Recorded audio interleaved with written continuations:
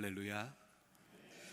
우리 주 예수 그리스도를 쫓아 은혜와 평강이 우리 사랑하는 온산교회 모든 성도님들과 가정이 함께 하시기를 간절히 축복합니다.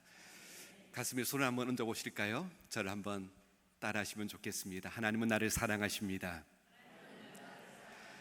하나님은 나를 치유하십니다. 하나님은 나를 축복하십니다. 함께 기도하겠습니다. 살아계신 아버지 하나님, 거룩한 주일 우리를 주의 전에 불러 주셨사오니 주여 말씀으로 함께하여 주시옵소서. 주의 말씀이 들릴 때에 우리 영혼이 소생하고 다시 회복되고 기적 같은 삶을 살아갈 줄 믿사오니 주여 말씀하여 주시옵소서. 감사드리며 예수님의 이름으로 기도드리옵나이다. 아멘. 우리 교단에 목회자를 배출하는 천안의 고려신학대학원 교정에 가면 비석이 하나 세워져 있습니다. 그 비석에 한문으로 세 단어가 적혀 있는데 이렇게 적혀 있습니다. 여주동행, 일사가고, 지사충성. 우리 믿음의 선배들이 한평생 가슴에 품고 살았던 신앙의 정조를 한자어로 표현한 거지요. 그 중에 첫 번째가 여주동행입니다. 하나님과 동행하는 삶을 사는 것이 그리스도인의 삶이라는 고백입니다. 우리는 믿음의 경주를 경주하는 사람들입니다. 우리의 경주를 끝까지 잘 마치는 것 결코 쉬운 일이 아닙니다. 1년 정도 하는 것 힘들어도 할 수 있을 것 같아요. 2년 정도 꾸준히 하는 것 어렵고 힘들지만 그것도 감당할 수 있을 것 같습니다. 그런데 하나님이 나를 부르시는 그 시간까지 변함없이 하나님께서 나에게 주신 사명 감당하는 것 결코 쉬운 일이 아닙니다. 그런데 오늘 본문을 보면 300년이란 시간 동안 변함없이, 아니 오히려 시간이 지나면 지날수록 하나님과 더 깊이 사귀고 교제했던, 그리고 하나님과 동행했던 한 사람이 등장합니다. 1년 2년이 아니지요. 자그마치 300년입니다. 에녹은 그렇게 긴 시간 동안 하나님과 동행했던 사람이었습니다.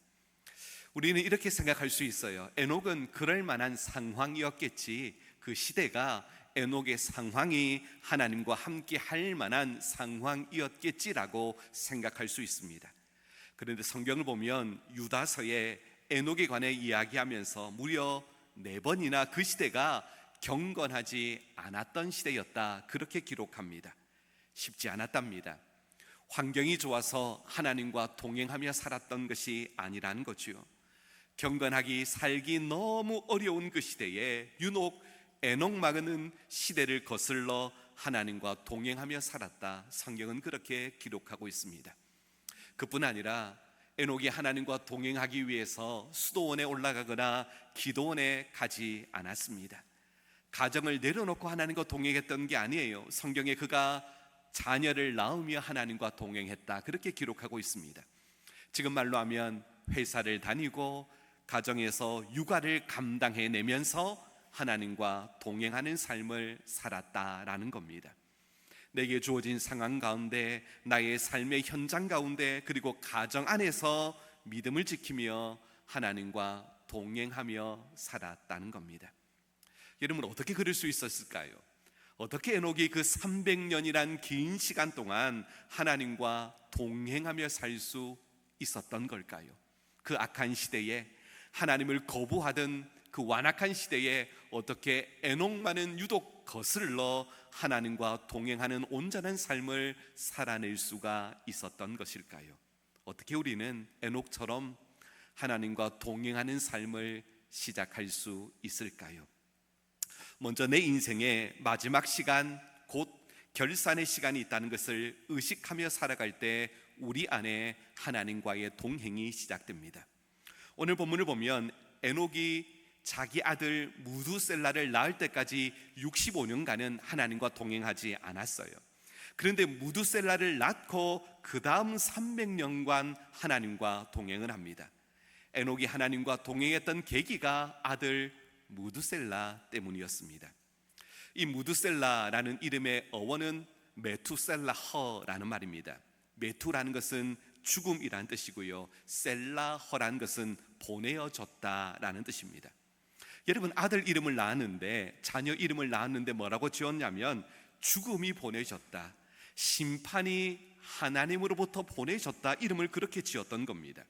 심판이 온다는 겁니다. 죽음이 온답니다. 아들 이름을 그렇게 지었습니다.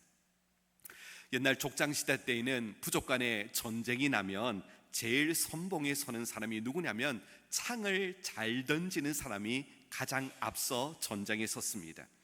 이 전쟁에서 그들은 창 던지는 사람이 죽으면 그 전쟁은 패한다라고 생각했습니다.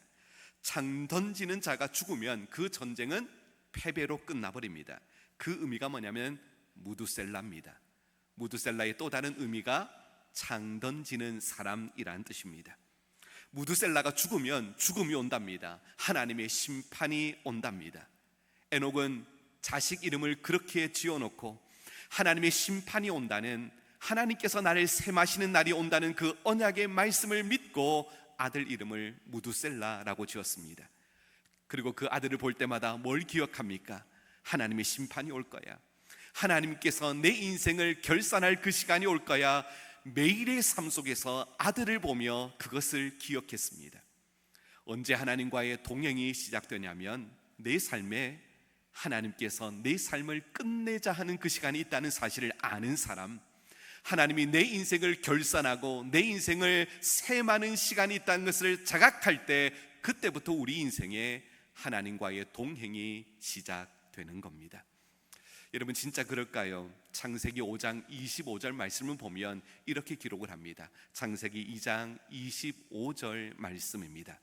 무두셀라가 187세에 라멕을 낳았다라고 기록하고 있지요. 무두셀라가 187세에 아들 라멕을 낳습니다. 그리고 28절을 보면 무두셀라의 아들 라멕은 182세에 노아를 낳습니다. 무두셀라의 손자가 노아이지요. 자, 그러면 노아를 낳을 때 무두셀라의 나이가 몇 살이었을까요? 무두셀라가 187세에 라멕을 낳았고, 라멕은 182세에 노아를 낳았으니까 노아가 태어날 때 무두셀라의 나이는 369살이었습니다. 자, 그런데 노아가 태어나고 600세가 되던 해에 대홍수가 일어나서 하나님이 이 땅을 심판하십니다. 그러면 무두셀라가 369세 때에 노아가 태어났고, 노아가 600세 되던 해에 홍수의 심판이 일어났으니까 969년이 되는 거죠. 여러분, 무두셀라가 몇 살까지 살다가 죽었을까요? 969살을 살고 죽었습니다. 하나님은 약속대로 무두셀라가 969살 되는 그 해에 하나님은 약속대로 심판하셨습니다. 홍수로 이 땅을 심판하셨습니다. 하나님은 약속을 지키셨습니다. 에녹은 그 약속을 받고 그 심판을 선포하는 거예요. 에녹은 무두셀라가 언제 죽을지 몰랐습니다. 오늘 죽을지 내일 죽을지 언제 하나님이 데려갈지 알지 못했습니다. 그래서 에녹은 무두셀라를 낳은 그 순간부터 매일매일 하나님 만날 준비를 했습니다. 하나님께서 아들 무두셀라를 데려가는 그날이 오늘 저녁이 될지 내일이 될지 알 수 없습니다. 그러나 하루하루 그 시간 앞에서 에녹은 매일매일 하나님 만나기 위해서 여호와의 이름을 부르고 하나님과 동행하는 삶을 시작했던 겁니다. 주님 만날 준비를 매일매일 오늘이 마지막인 것처럼, 오늘 주님이 나를 데려가실 것처럼 하루하루 살았더니 하나님은 에녹의 인생을 하나님과 동행했다, 그렇게 말씀해 주셨던 거죠.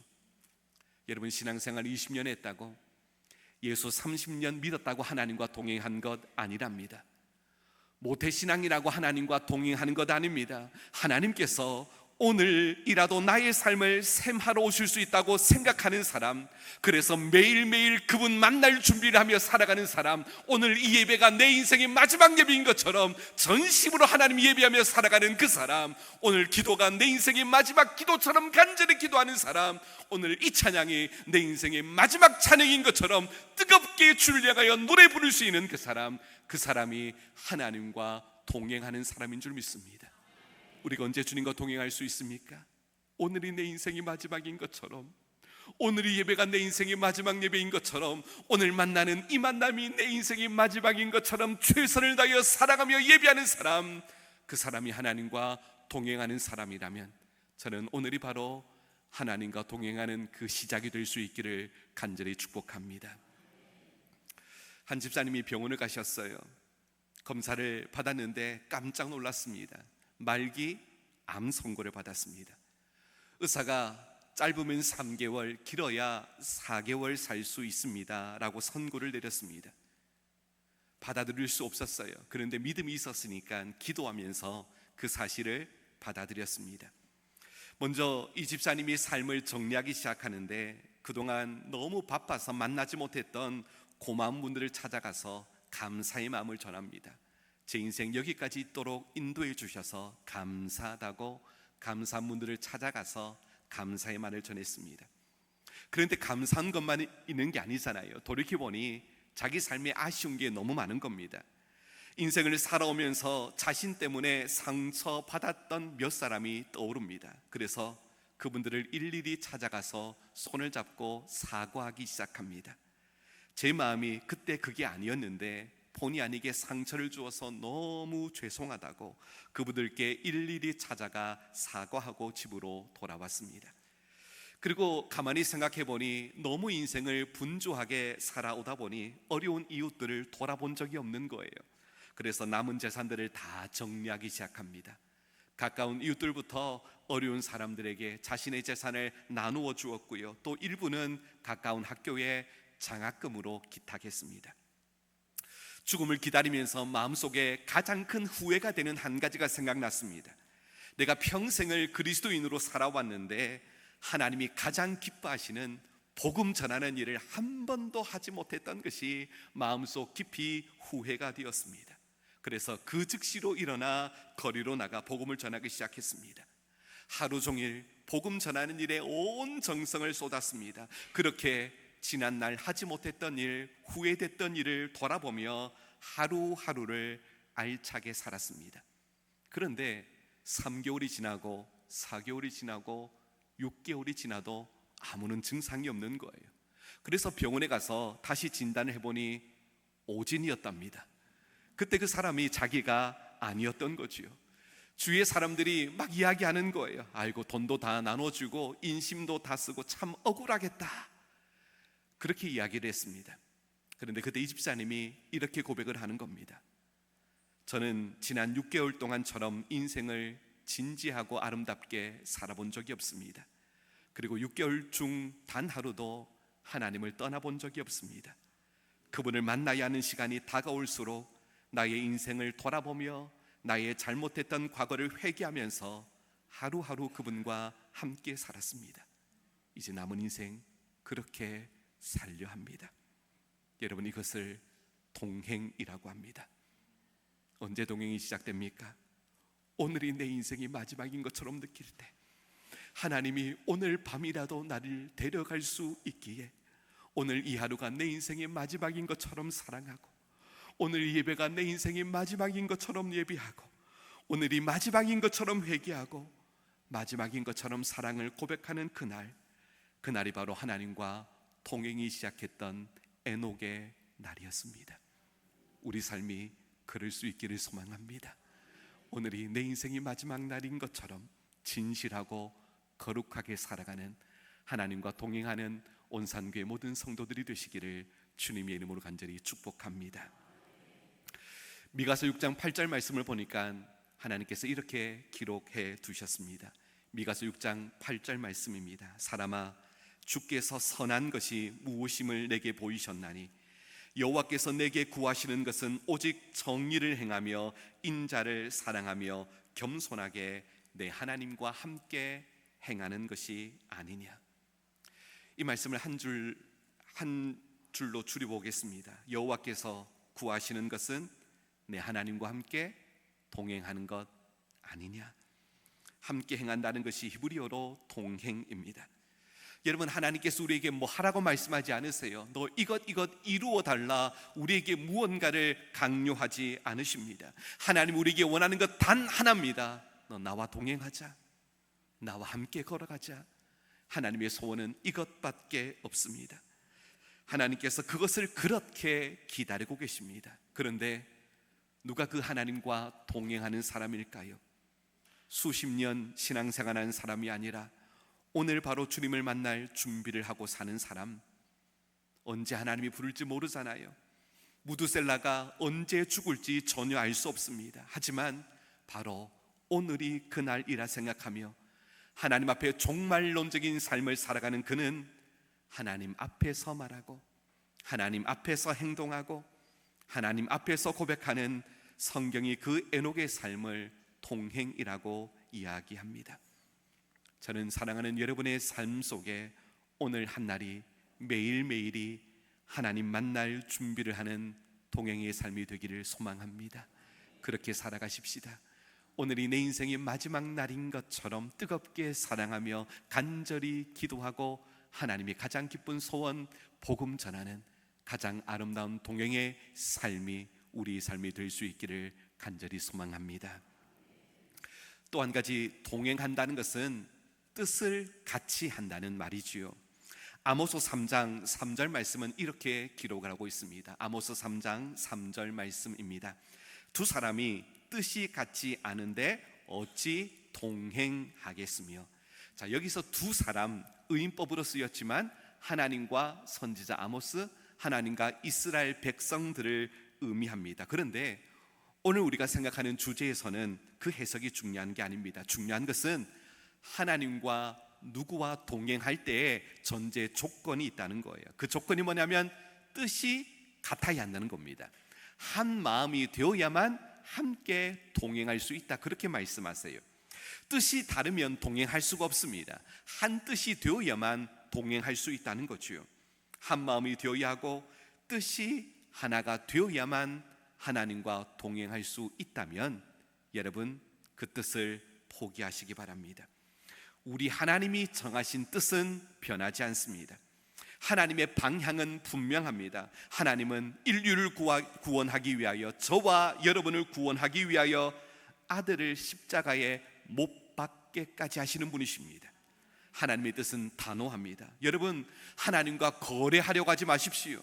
하나님을 설득해서 무언가 얻으려고 하지 마십시오. 하나님과 뜻이 하나가 된다는 것은 하나님의 뜻에 나의 뜻을 맞추어 살아가는 것입니다. 내 뜻을 하나님께 강요하는 것이 아니라 오늘도 하나님의 뜻을 구하고 그 뜻에 나의 온 뜻을 맞추며 살아가는 것을 하나님은 동행이라고 말씀하시는 거예요. 에녹이 하나님과 동행했던 것은 자기 뜻을 내려놓고 하나님의 계획, 하나님의 뜻, 아버지의 말씀을 따라갔던 겁니다. 완전히 나의 뜻을 내려놓은 거예요. 나의 계획은 포기하고 오직 그분의 말씀, 그분의 계획, 그분의 뜻에 나의 온 마음과 온 정성과 온 삶을 맞추어 따라갔던 겁니다. 그것을 동행이라고 말씀하는 거예요. 여러분, 성경에 하나님과 동행했던 또 한 사람의 인물이 등장하죠. 우리가 너무나 잘 아는 노아라는 사람입니다. 창세기 6장 9절 말씀을 보면 노아에 대해서 이렇게 기록을 하고 있습니다. 이것이 노아의 족본이라. 노아는 의인이요 당대의 완전한 자라. 그는 하나님과 동행하였으며. 여러분, 노아는 하나님과 동행했던 사람입니다. 그러면 노아가 하나님과 동행했다면 노아에게도 하나님과 동행했던 흔적이 남아 있어야 하잖아요. 여러분, 노아는 자신의 경험을 포기한 사람입니다. 하나님이 노아에게 말씀합니다. 너는 산에다 배를 지으라, 그렇게 말씀을 합니다. 여러분, 우리에게 경험이 있잖아요. 배는 산에 지는 게 아니라 강이나 바다에 지어야 합니다. 그런데 하나님이 노아에게 산 꼭대기에다가 배를 지으라고 말씀합니다. 그런데 그분이 그렇게 말씀하시니까 하나님과 동행했던 노아는 자신의 경험을 내려놓고 자기의 상식을 내려놓고 산 꼭대기로 나무를 나르기 시작합니다. 이것을 동행이라고 말씀합니다. 여러분은 무엇을 내려놓고 계십니까? 하나님의 뜻이 임할 때에 나의 뜻, 나의 삶, 나의 계획 포기하고 하나님의 뜻에 온전히 맞추어 주의 말씀 붙잡고 살아가고 있습니까? 하나님 말씀이 들리는데 그 말씀이 내 생각과 같지 않아요. 내 뜻과 다릅니다. 그럴 때 우리는 그 뜻에 맞추어 살아가고 있습니까? 여러분, 동행은 하나님의 뜻을 바꾸는 게 아닙니다. 아버지의 목적을 바꾸는 게 아니에요. 내 뜻과 내 생각과 내 관념을 내려놓고 온전히 하나님의 뜻에 맞추어 달려갈 때 그 인생이 하나님과 동행하는 삶인 거지요. 우리 예수님도 하나님 아버지와 동행하셨습니다. 그 흔적을 어디에 남겨놓으셨어요? 누가복음 22장 42절에 이렇게 말씀합니다. 이르시되 아버지여, 만일 아버지의 뜻이거든 이 잔을 내게서 옮기시옵소서. 그러나 내 원대로 마시옵고 아버지의 원대로 되기를 원하나이다 하시니, 우리 주님에게도 계획이 있었습니다. 우리 주님에게도 생각이 있었습니다. 그런데 아버지와 함께하고 싶으셨어요. 우리 예수님 하나님과 동행하고 싶으셨습니다. 아버지와 동행하고 싶으니까 자기 뜻을 내려놓습니다. 자기 생각을 내려놓습니다. 내 뜻대로 하지 마시옵고 아버지의 뜻대로 되기를 원합니다. 아버지의 뜻을 구하고 하나님과 동행하기 위하여 예수님도 자기의 뜻을 내려놓으셨습니다. 동행은 하나님의 뜻에 내 뜻을 완전히 굴복시켜 주의 뜻을 따라 살아가는 겁니다. 여러분은 하나님의 뜻대로 살고 계십니까? 우리 하나님의 뜻은 분명합니다. 하나님의 뜻은 변하지 않습니다. 하나님께서 원하시는 하나님의 분명한 뜻이 있습니다. 그 하나님의 분명한 뜻이 무엇입니까? 디모데전서 2장 4절 말씀에 우리 아버지의 뜻을 이렇게 알려주십니다. 디모데전서 2장 4절 말씀 우리 같이 한번 읽어볼까요? 하나님은 모든 사람이 구원을 받으며 진리를 아는 데 이르기를 원하시느니라. 아멘. 하나님의 뜻은 복음을 전하고, 하나님의 뜻은 사랑을 나누어 영혼을 구원하는 것이 우리 아버지 하나님의 유일하신 뜻입니다.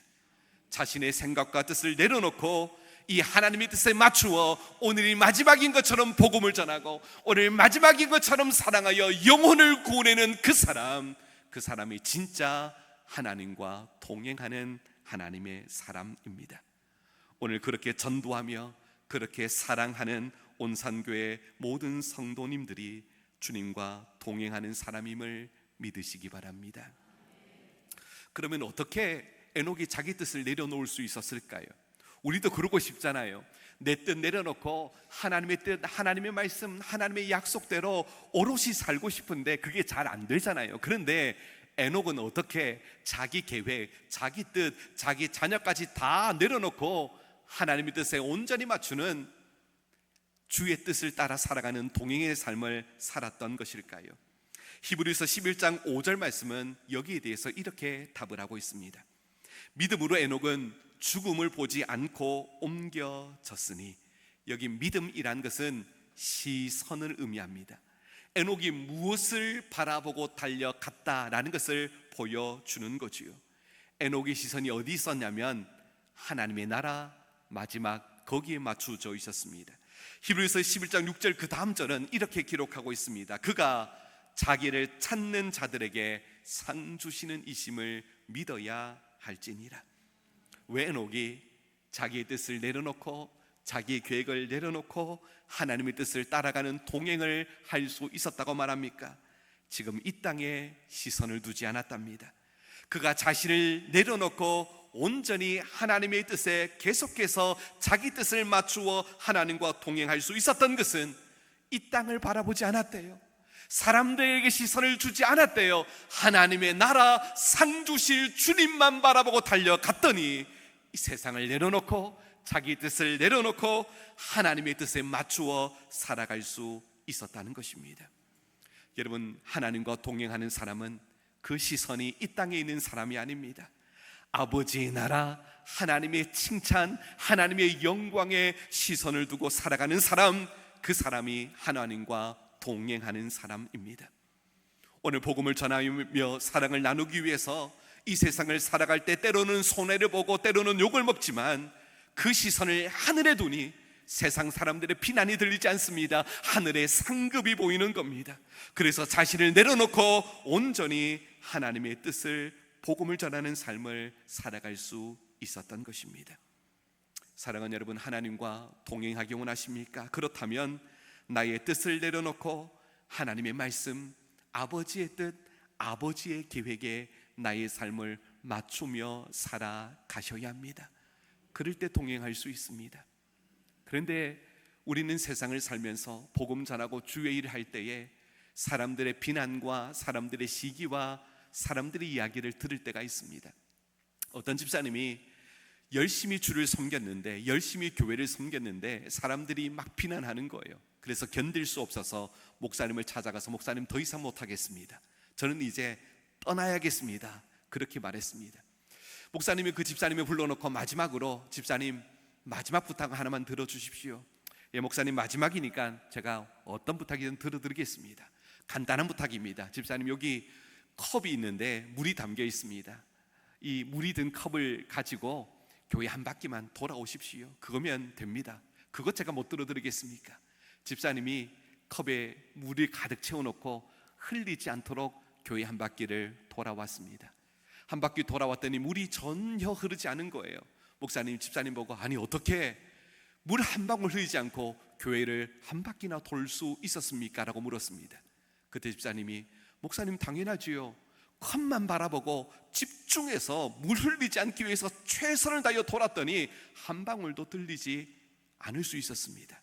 그때 목사님이 이렇게 말합니다. 집사님 그것 아니겠습니까?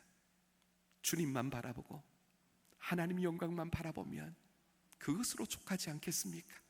사람들이 뭐라고 하든 사람들이 뭐라고 손가락질하든 그거 바라보지 말고 우리 주님만 바라보며 교회와 하나님 나라 섬깁시다. 그랬더니 집사님이 그 자리에서 울면서 평생을 다짐하며 끝까지 충성하는 삶을 사셨다고 합니다. 여러분 우리의 시선이 어디 있습니까? 사람에게 있습니까? 이 땅에 있습니까? 주님만 바라보십시다. 하늘의 영광만 바라보십시다. 주님 주실 그 상급 바라보며 오늘 하나님 의지하며 달려가는 주님과 동행하는 복된 인생 되시기를 주님의 이름으로 간절히 축복합니다. 지난해 8월 마지막 주에 저희 교회에서 있었던 일입니다. 오늘이 5월 마지막 주일이니까 아직 채 1년도 지나지 않은 일이지요. 교회의 여름 사역을 다 마치고 온 성도들이 이제 여름에 수고했다라고 격려하면서 교회에서 특식으로 그 주일 오후를 함께 즐기게 되었습니다.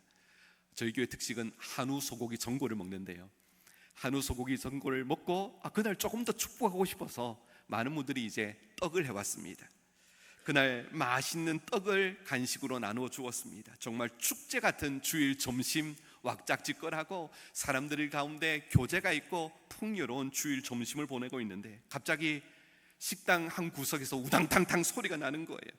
가서 보니 이제 교회에 등록한 지 한 달 조금 넘은 남자 청년이 떡을 먹다가 떡이 목에 걸린 겁니다. 기도가 막혀버렸습니다. 숨을 쉬지 못하는 거예요. 몸이 조금 불편한 청년이었지만 음식물이 목이 걸렸으니 괜찮겠지라고 생각했습니다. 그런데 얼굴이 파랗게 변하는 겁니다. 그리고 뒤로 완전히 넘어갔습니다. 급하게 저희 교회 의사 집사님도 계시고 간호사 집사님도 계시고 응급구조사 집사님도 계셔서 달라붙었습니다. 뒤에서 아임리법이라고 해서 떡을 꺼내기 위해서 뒤에서 이렇게 당기는데 이 친구 덩치가 130kg 나가다 보니까 안 되는 거예요. 119에 전화하고 기다리는데 왜 이렇게 안 오는지 1분이 1시간처럼 느껴졌습니다. 계속 집사님들이 돌아가면서 가슴을 압박하고 CPR을 하는데 119가 마침 도착했습니다. 입에 기구를 넣고 작동을 해도 떡이 찰떡이 돼서 빠지지 않는 거예요. 119 대원이 안 돼서 병원에 전화를 하니까 의사가 빨리 응급실로 이송하라고 했습니다. 그렇게 병원 응급실에 가자마자 입에 석션을 하고 심폐소생술을 했습니다. 그리고 의사가 갑자기 손을 놓더니 이렇게 말하는 겁니다. 사망하셨습니다. 이미 골든타임이 지나서 왔습니다. 축제 같았던 주일 점심, 이게 무슨 일입니까? 그것도 모든 성도가 다 지켜보는 자리에서 하나님이 초신자 한 청년을 불러가는 게 도저히 이해가 되지 않았습니다. 그날 오후 예배를 장례 예배로 드렸습니다. 한 주간 특별 기도회로 성도들이 마음을 여미며 기도했습니다. 한 주간 제 귀 속에 그 말이 떠나지 않았습니다. 이미 골든타임이 지났습니다. 그게 계속 귀 속에 맴돌았습니다. 한 주간 성도들과 함께 기도하는데 하나님이 저희를 위로하시고 은혜를 베풀어 주셨습니다. 그리고 특별기도의 마지막 시간 성도들과 함께 이렇게 고백했습니다. 하나님, 우리는 골든타임 놓치지 않게 하여 주옵소서. 창후 하나님이 사랑하셔서 먼저 불러가셨지만 이 땅에 남겨진 우리 천국 한복판에서 다시 만날 그날을 기대하며 골든타임 놓치지 않고 매일매일 하나님과 동행하는 삶을 살게 하여 주옵소서. 함께 고백했습니다. 주 안에서 사랑하는 여러분, 아직 우리에게는 시간이 남아 있습니다. 아직 골든타임이 지나지 않았습니다. 하나님이 우리를 언제 부르실지 모르지만, 나의 가족, 나의 친구, 나의 이웃을 언제 부르실지 모르지만 아직 복음 전할 수 있는 골든타임 우리에게 남아 있습니다. 한국교회 쇠퇴한다고, 한국교회 줄어든다고, 다음 세대가 사라진다고 하지만 하나님께서 아직 우리 온산교회에 기회를 남겨두셨습니다. 골든타임을 허락하셨습니다. 사랑하는 여러분, 이 기회 놓치지 마십시다.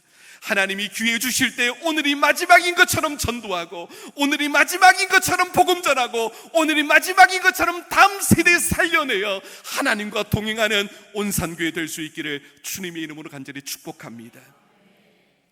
말씀이 그렇게 우리에게 격려합니다. 에녹이 매일을 마지막 날처럼 살아가고 자신을 하나님께 온전히 맞추어 매일매일 순종하며 살던 어느 날 하나님이 에녹을 찾아오셨습니다. 그리고 이렇게 말씀합니다. 에녹아, 우리 이렇게 매일매일 동행하며 살아가는데 이 땅에 남아있을 필요가 없지 않니? 이제 우리 집에 가자. 에녹아, 우리 집 가서 나랑 영원히 살자. 그게 에녹이 부름받았다 라고 성경이 기록하고 있는 겁니다. 하나님께서는 우리에게 말씀합니다. 사랑하는 온산교회 성도님들, 이제 하나님과 동행해야 하는 시간이랍니다. 여러분, 이 한날 하나님 앞에서 하나님 만날 준비하며 살아가시기를 바랍니다. 몇 년을 살아오셨습니까? 몇 해를 예수 믿으셨습니까? 그런데 오늘 하나님께서 나와 동행하자 말씀합니다. 오늘 내 인생이 마지막인 것처럼 하나님이 우리에게 오늘이라는 시간을 주실 때 오늘 하루 최선을 다하여 예비하고, 최선을 다하여 사랑하고, 최선을 다하여 복음 전하여 주님 주신 기회에 하나님과 동행하여 마지막 그날 우리 집 가자, 우리 집 가서 나랑 영원히 살자 말씀하시는 그 하나님의 음성을 듣게 되는 우리 모두가 될 수 있기를 주님의 이름으로 간절히 축원합니다. 기도하겠습니다. 참 좋으신 아버지 하나님, 오늘 함께 예배하는 주님의 백성들이 에녹처럼 하나님과 동행하는 인생이 되게 하여 주시옵소서. 오늘이 마지막인 것처럼 주님을 기억하며 살게 하여 주시고, 하나님의 뜻에 온전히 순종하며 이 땅에 아니라 하늘의 시선을 고정하며 하나님과 동행하는 사람들이 되게 하여 주시옵소서. 하나님이 우리에게 시간 주실 때에 주님 부르시는 그날까지 그 시간 귀하게 여기며 하루하루 복음 전하며 사랑하며 살아가는 우리가 되게 하여 주옵소서. 그래, 마지막 그날 됐다, 이제 우리 집 가자, 나랑 영원히 살자 말씀하시는 하나님의 음성 듣는 우리 모두가 되도록 주님과 동행하는 인생 되게 하여 주시옵소서. 감사드리며 예수님의 이름으로 기도드리옵나이다. 아멘.